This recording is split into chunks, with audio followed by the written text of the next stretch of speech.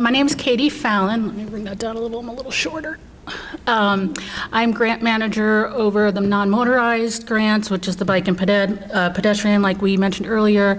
I also have the YA and the motorcycle. So if you apply for any of those, I'll be your grant manager. But I am just going to be going over the different sections of the application.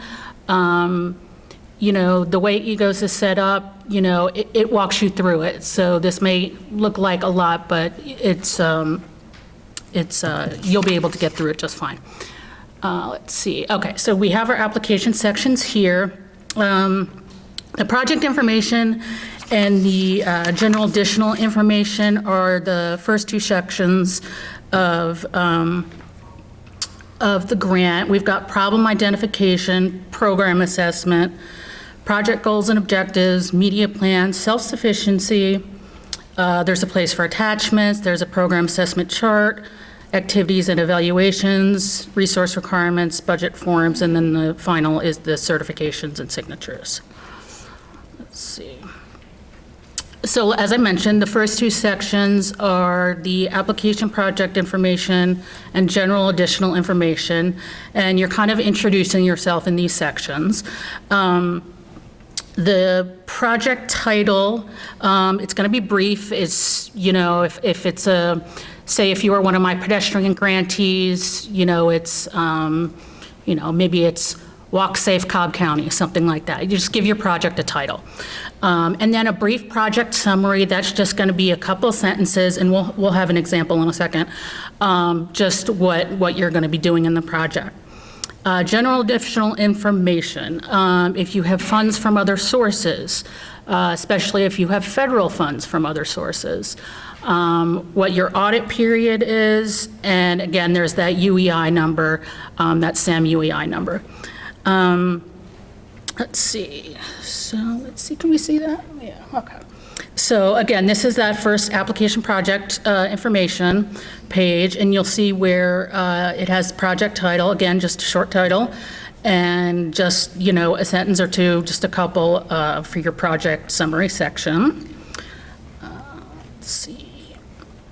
So these are just some examples, project summary examples. Again, just a short description of what your program is going to be. And again, if you're taking some pictures, don't worry, this presentation will be available. So if you miss a page, you know, you're not going to miss it. So here's an example. Project will promote and advance bicycle safety by providing bicycle safety education to various groups of people. Pretty self-explanatory. That would be one of mine in our non-motorized program. Peer-to-peer social norms campaign designed to increase prevention-oriented knowledge and positive behaviors amongst university students to prevent drinking and driving. Again, that's an example of what one of our YA grantees would be at the colleges.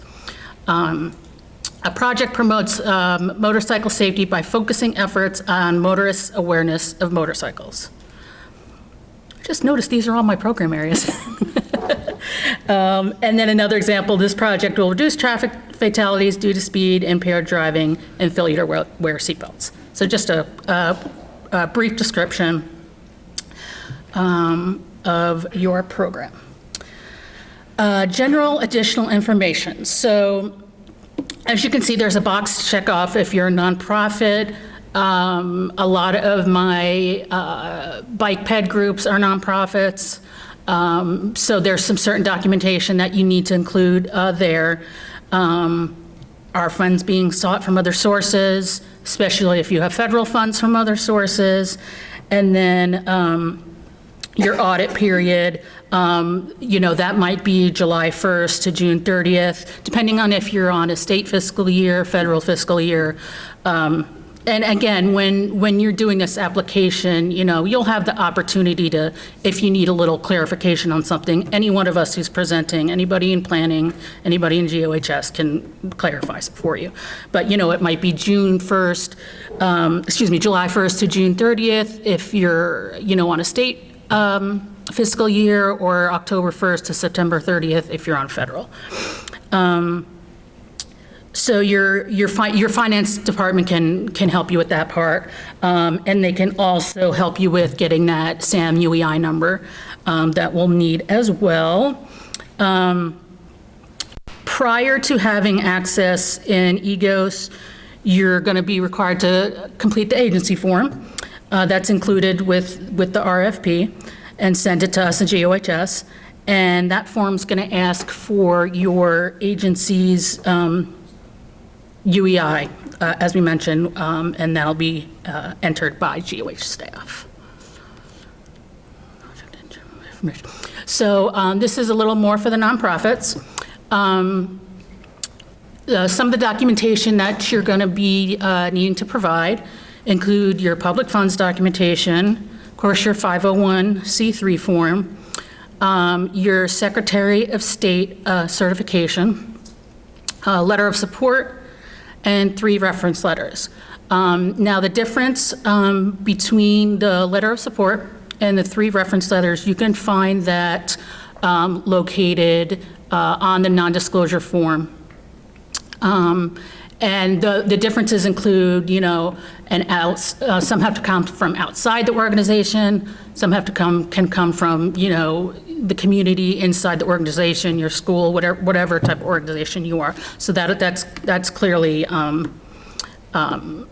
delineated in the application.